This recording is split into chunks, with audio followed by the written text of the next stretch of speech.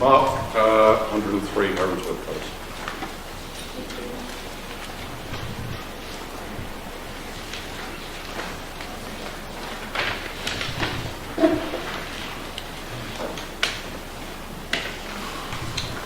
This application is for the creation of a 2-storey, 3-bedroom dwelling house at 103 Herons Wood.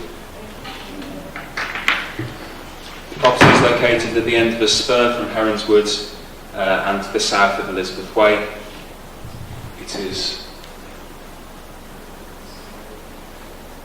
here. A prominent line of trees, including protected trees, is located along the northern boundary of the site. So you can't see particularly well there, there's a photograph later. But there's a prominent line of trees along there. The new dwelling, which is here, would follow the building line of number 103, and it would also be similar in terms of its width and roof form with matching materials. There's the existing building and that's the proposed property. This slide shows the form of the building from the side, and this would be the view set back behind the tree line from Elizabeth Way. 2 parking spaces would be provided for the existing dwelling to its front. So here is the existing dwelling, and it would have 1 space there and 1 space there. Access via the crossover there. And for the proposed dwelling, the parking spaces would be 1 in front of the other, so there's 1 there and 1 there at the end of the turning head.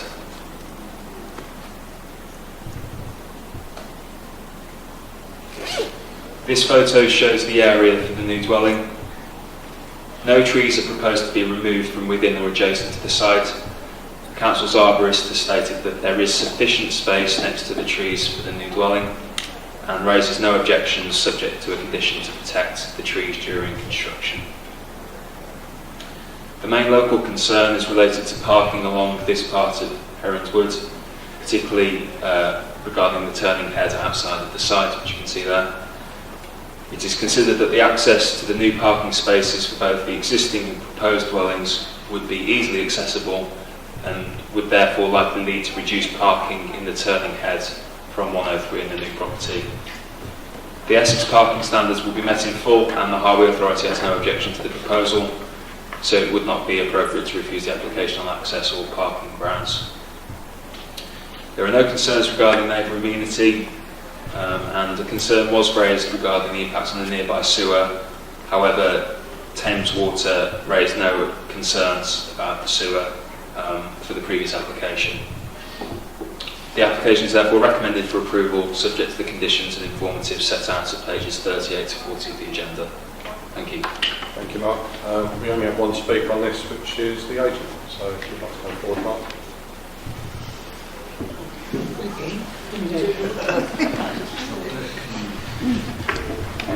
Good evening again.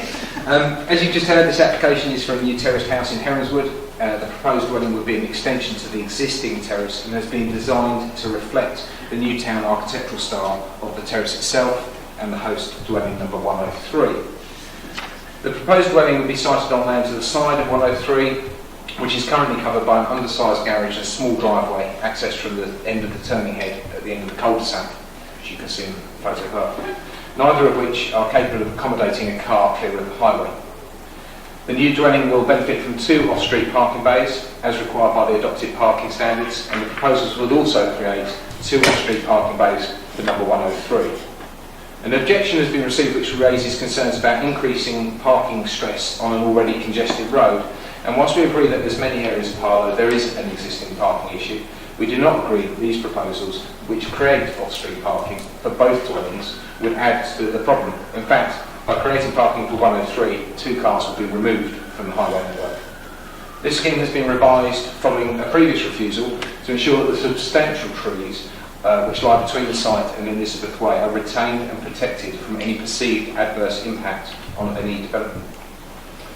We know that there's been a suggestion that this development would be vulnerable to unacceptable levels of noise for future occupiers, by virtue of proximity to Elizabeth Way and the Round Gorse development.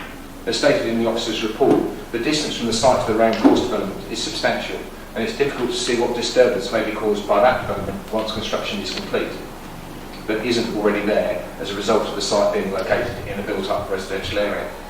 The site is somewhat shielded from Elizabeth Way by the trees already mentioned, and will have to comply with the requirements of the building regulations with regards to the impact of any noise emanating from the road.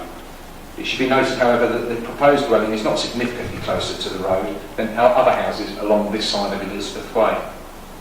Finally, there's been some suggestion that the development cannot be allowed to go ahead due to the existence of a sewer under the site. It is not clear where this information has originated from, but we can confirm that to our knowledge there is no such service running under the site.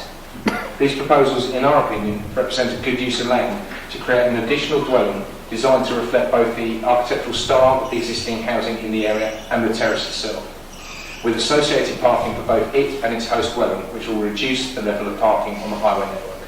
We commend the officer's recommendations to you and ask that you support this application. Thank you. Thank you. Questions, members? Councillor Garner? Thank you. It was just the parking situation. The new terrace will be a tandem parking, Yes. and which it does provide the necessary parking spaces, but chances are one of them will park outside the property because it's blocking the other one in.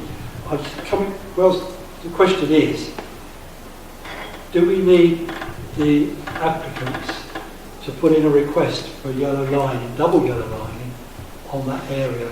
I could see perhaps there could be problems because the property opposite doesn't look as though it's got an off-street parking.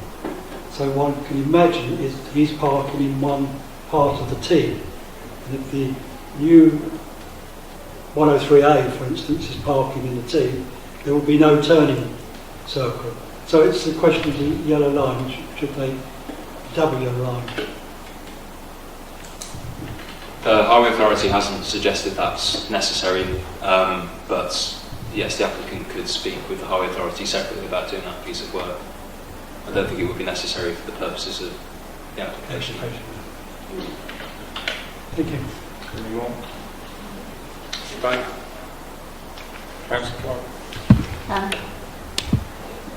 Yes, well, I still think it's, as I did when we refused the application initially, a question of garden grabbing again, and I don't think it's altered that much. It is another house that's in the same position as it was before when we refused it last time. It may be slightly modified and maybe slightly improved, but the same situation arises there. There is the problem of the turning head. The yellow lines aren't appropriate in these areas. You have to go and see it but the whole character of the area would be altered, in my opinion. I think there is a parking stress, simply there's going to be extra cars there anyway, and we shouldn't be adding to the extra cars. And overall, I think it's very little different from the time when we first refused it. Any others? Okay, so we'll move to the vote. Recommendations on pages. Oh, sorry. Working hours. There are none on this one. No, there are. So they can work Saturdays, Sundays, bank holidays, and every other hour they can do. Do we not deserve to give the residents, especially if there's parking problem down there, some relief? You're welcome to propose it. So can I propose that whatever the previous clause number 6, well there's nothing at all, so 6:30, 7:30 till 6:30, and 8 till 1 on Saturdays, and no Sundays or bank holidays, the normal. You can propose that. Is that seconded? Yes. Okay, so if we move, do you want to talk? was only going to say I can't see any. I disagree with Jean on this one. In the sense of I can't personally. It's just an extension of the terrace, as I see it. Yes, it's an additional house. It happens to be taking up a bit of space that is currently garden, but if that's what what they wish to do, I can't see there's any loss of amenity to anybody. So I should be voting in favour of the proposal. Thanks very much. Right, so we'll move then to the vote. So if we can move to vote on the extra condition designating access times. All those in favour? Well, that is unanimously carried. I was a bit confused for a minute. I